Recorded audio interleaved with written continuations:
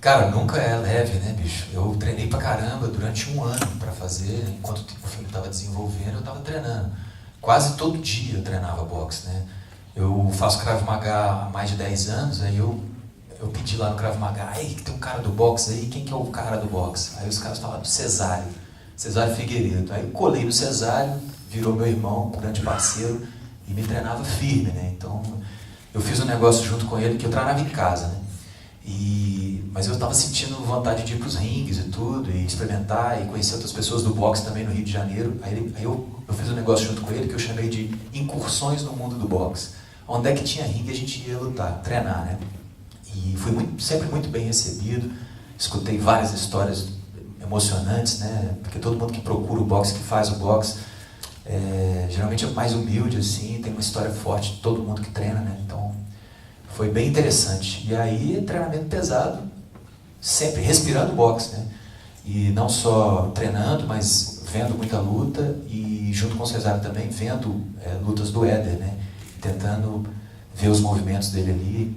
Enfim, é um lutador que jogava muito grudado no chão e avançava muito, né? Assimilava muito soco e dava muito soco também devido à categoria, peso galo também, né?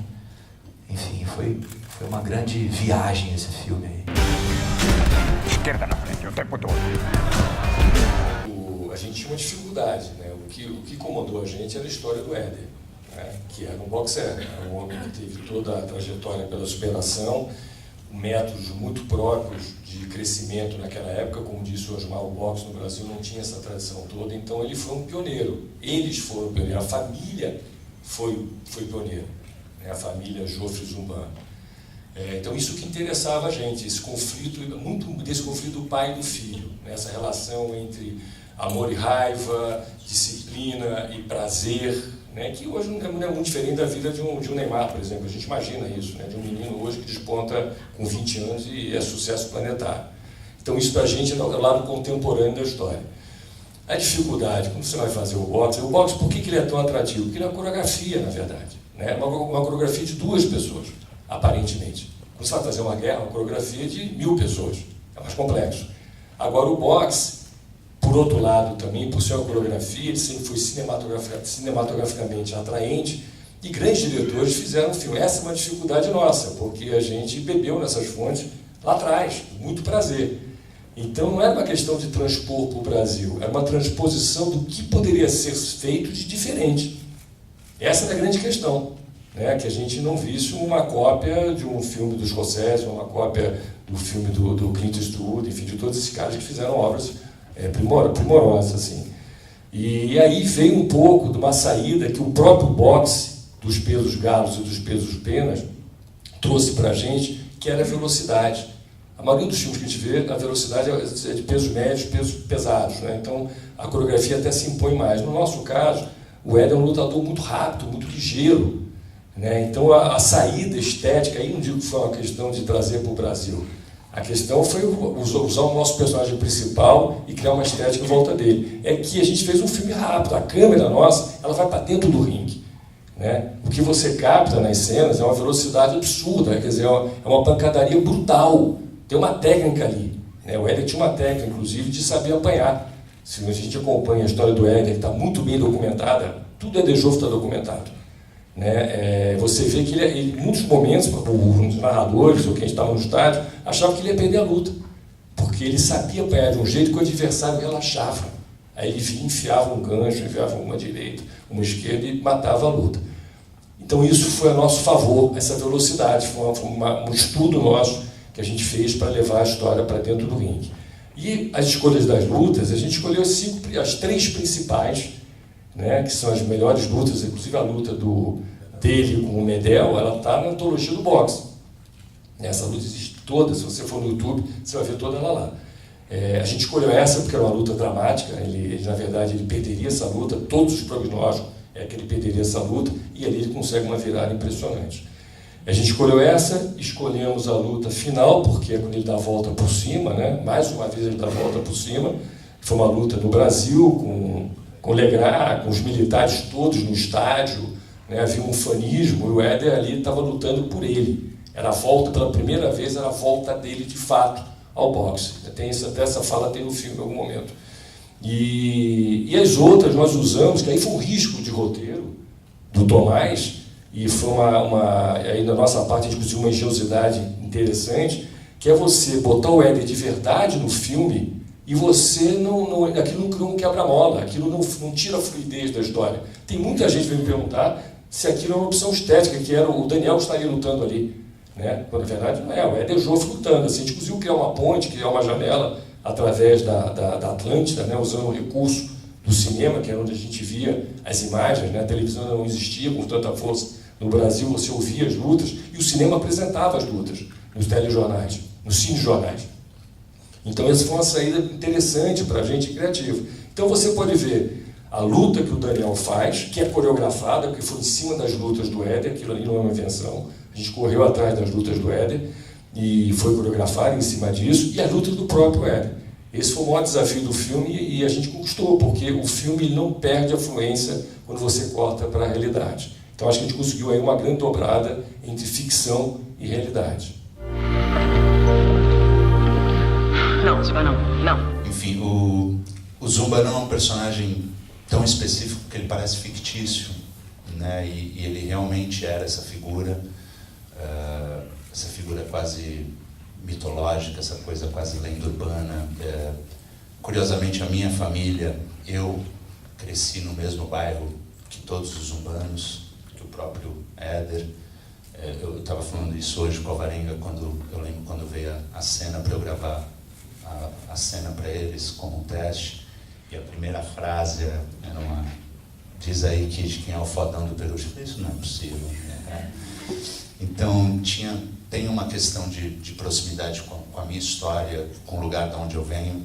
Isso foi, acho que, um ponto de aproximação para facilitar o meu trabalho.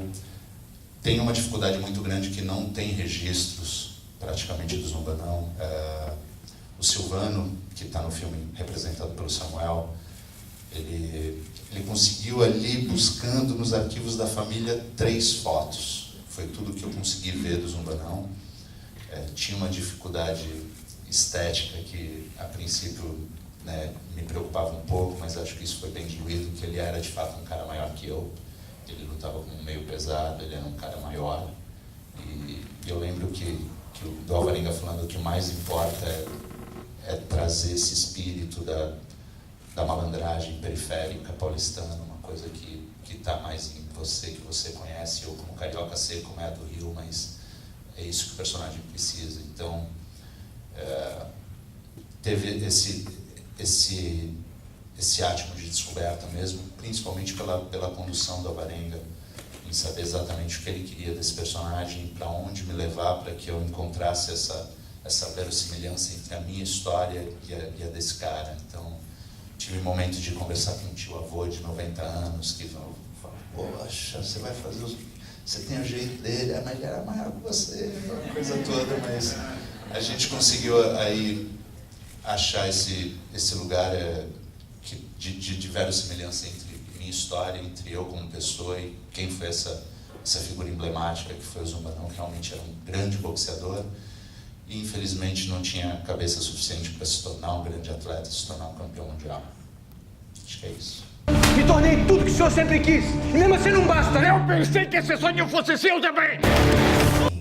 Eu tive uma grande viagem também, que um dia eu estava aqui em São Paulo, fazendo Boca, do Flávio Frederico, ou seja, não tinha nada a ver com o Éder Joffre, mas eu dei um soco no chuveiro assim e disse em voz alta que ia fazer o Éder Joffre no cinema. Então isso foi uma viagem e eu cheguei a ligar para ele, falei, Éder, aqui é Daniel de Oliveira, o senhor não me conhece, eu fiz o Cazuza no cinema, o senhor não deve ter visto, mas eu queria fazer você no cinema, como é que eu faço?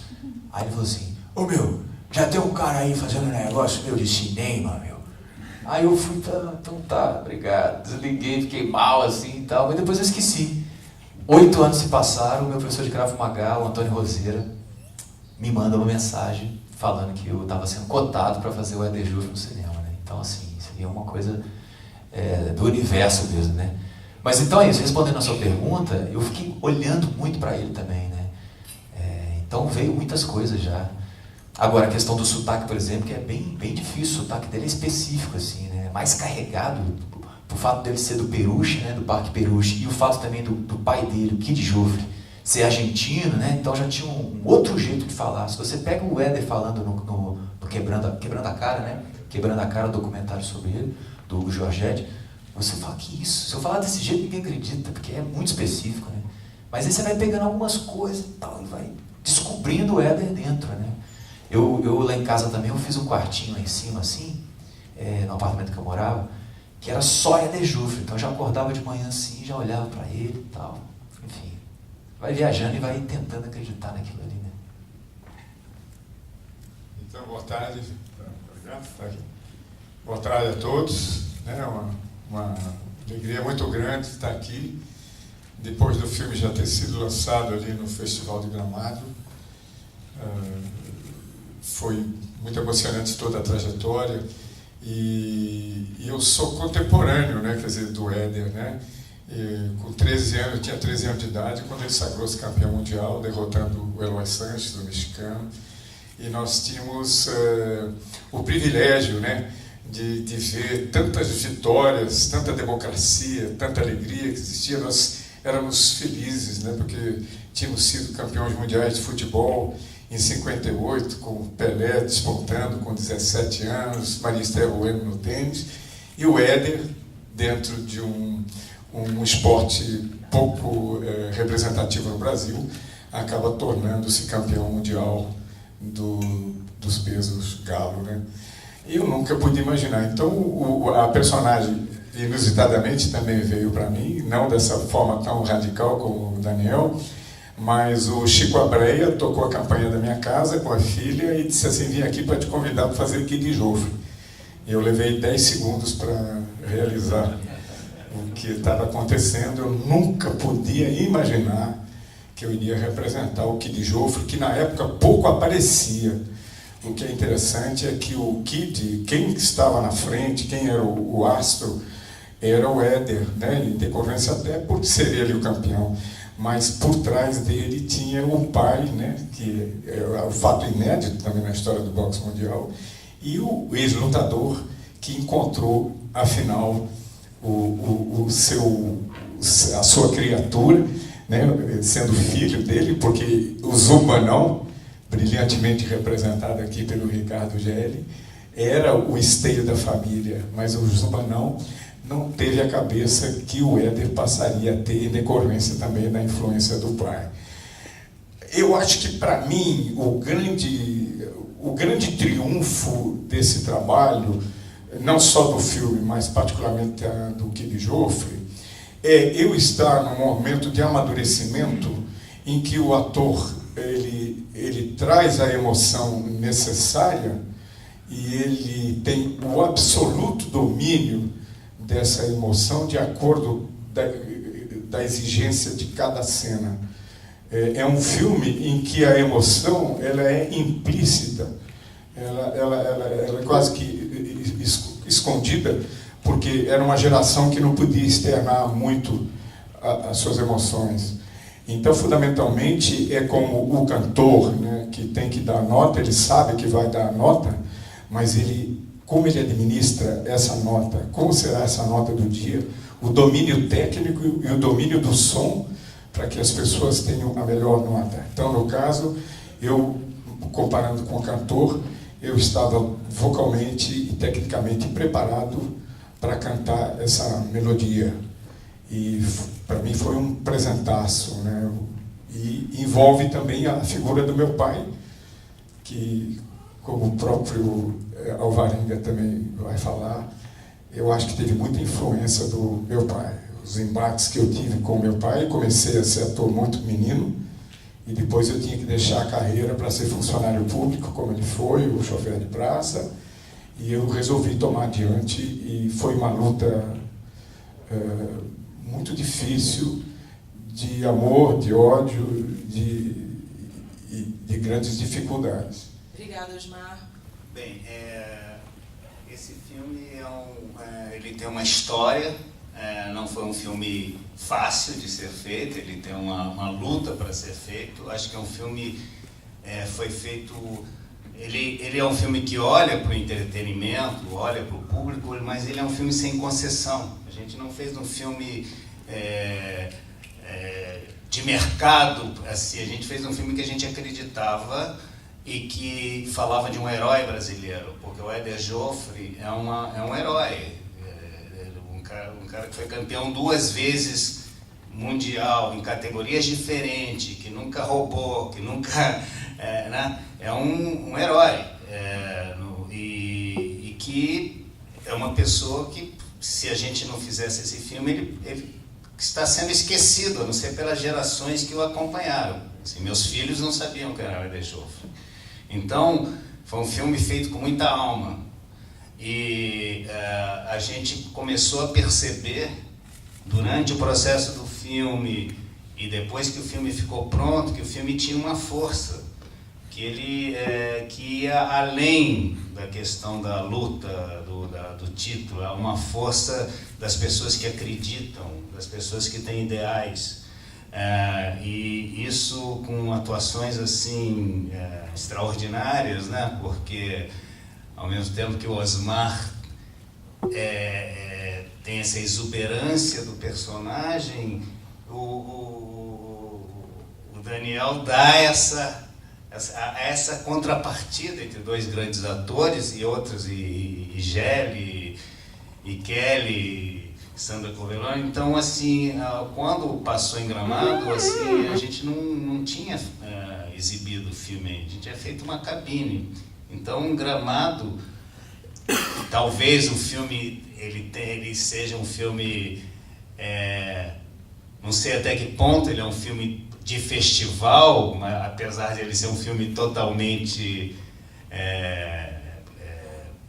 pensado e autoral nesse sentido, o fato de ele ter sido super bem recebido e ter causado assim tanta comoção do público nos deu a entender que o filme pode ter uma carreira bonita. Né? E que ele é um filme que dialoga com o público, e que, quem sabe, esse tipo de filme, que é um filme diferente de tudo que vem sendo feito no Brasil, e diferente, e a gente tem feito coisas ótimas, filmes ótimos de todas as categorias, ele possa alcançar um público e abrir um diálogo em que a gente possa falar das pessoas que, de uma certa maneira, fizeram história no Brasil, que o cinema pode resgatar, como faz o cinema americano, o francês, o inglês. Então, acho que esse filme tem uma missão, eu acredito na capacidade dele de atrair o público. A gente tem que pensar o seguinte, né? Todos nós aqui, possivelmente vocês, certamente, nós aqui, nós somos apaixonados por cinema, né? A gente vive de cinema e faz filmes, e trabalha em filmes, porque nós somos doidos por cinema, e porque a gente não sai dentro do cinema. A gente estava na van agora comentando os filmes que a gente estava vendo no cinema, né? E quando nós entramos aqui e olhamos essa tela, nós parecíamos crianças, loucos para ver o nosso filme aqui nessa tela. Então isso é muito importante, porque este é o olhar do mesmo público que vai estar sentado aí quando receber essa obra. Quem é que está errado nessa história, Silvio? Todos nós estamos. É porque ele vai fazer as pessoas vibrarem com essa história, com esse personagem, com essas lutas, com essa dinâmica, com esse desejo, com esse sofrimento, com tudo que a gente apresentou. Então é um filme que tem emoções muito fortes, é um filme que tem diálogos muito precisos, não tem diálogo didático. A gente não está querendo mostrar a realidade para ninguém, indicar onde está a realidade é descoberta. É numa sessão que você vai descobrir essa realidade, se essa realidade chegar até você.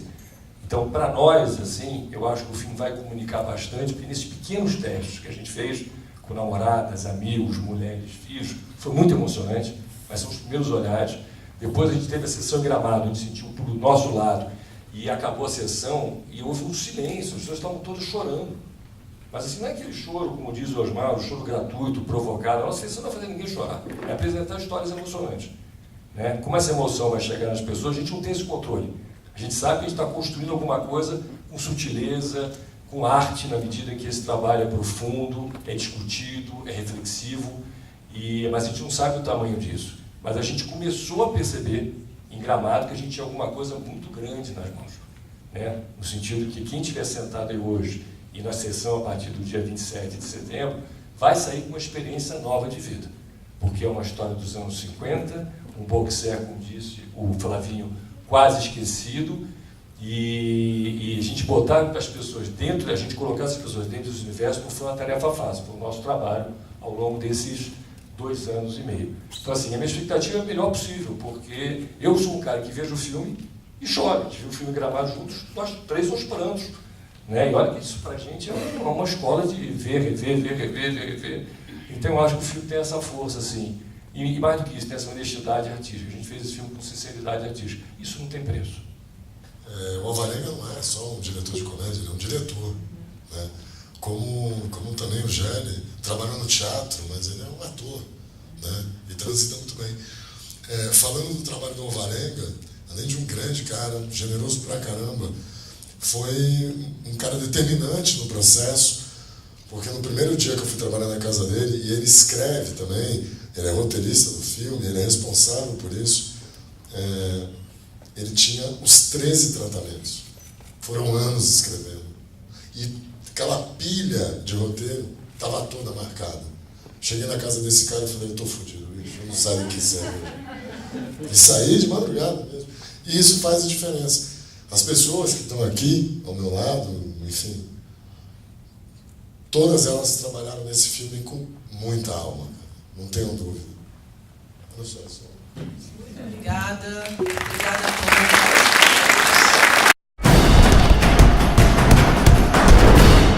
todos. 10 segundos para vencer. 27 de setembro nos cinemas.